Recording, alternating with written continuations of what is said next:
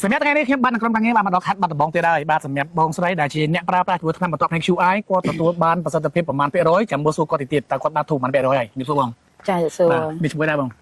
អីតែចម្រើនឈ្មោះចម្រើនណាចាបញ្ជូនប្រមាណឆ្នាំនេះ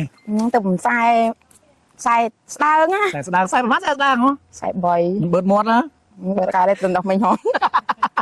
ចាបងដល់សារតែក្រុមការងារយើងដឹងថាបងបានប្រើថ្នាំបន្ទាប់នៃ QI យើងណាបានទទួលបានប្រមាណ%ហើយបានធូរចាត់ដែរបង70% 70%ណាពីមុនផ្នែកបងកាត់អីផ្នែកខ្ញុំពីមុនវារៀងស្វាងពេលចុះយើងនៅតែនឹងទូរស័ព្ទចាពេលកាន់ទូរស័ព្ទមកបែកផ្សែងហើយចាបញ្ញោហ្នឹងបញ្ញោបែបាទចង់បញ្ញោបែបញ្ញោថាបញ្ញោចិត្តទៅពេទ្យថាខ្ញុំនឹងភ្នែកស្ងួតចាហើយទៅខ្ញុំក៏បានប្រើអានេះឯង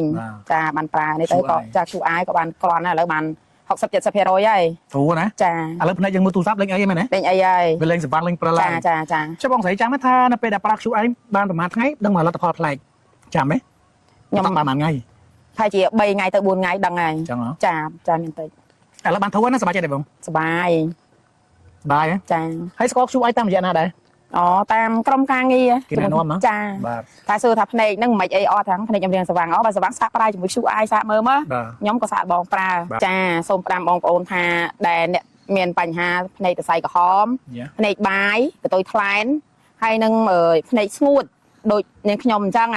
ចាសូមកុំភ្លេចប្រើជាមួយ QI ព្រោះថាបានផលពេទ្យព្រោះនាងខ្ញុំប្រើផ្ទាល់ហើយប្រើផ្ទាល់ហើយក៏ជាផ្ទាល់ប៉ិតចាក៏ជាផ្ទាល់60ទៅ70%ហើយរាល់ថ្ងៃហ្នឹងតែហ្នឹងប្រើខានផងព្រោះអីថា2 3ថ្ងៃបានខ្ញុំប្រើបតកម្ដងព្រោះអីយើងឡៃរវល់ចឹងនៅចក្រានអីចឹងទៅខ្ញុំអត់សូវហ៊ានប្រើញឹកញាប់ទេអរគុណបងប្អូនទាំងនេះឥឡូវយើងវិលទៅវិលមកគឺអត់ផុតពីខេត្តបាត់ដំបងសម្រាប់ខេត្តបាត់ដំបងគឺជាច្រើនណាស់ជាមួយថ្នាំបន្ទាប់នៃ QI អញ្ចឹងពុកម៉ែបងប្អូនទាំងអស់បើសិនជាមានបញ្ហាភ្នែកដោយអ្នកបងស្រីរ៉ែរ៉ាខាងលើលោកអ្នកអាចធ្វើការតាក់ទងបានជាមួយផលិតផល QI ជាផលិតផល OI របស់ប្រទេសអាមេរិក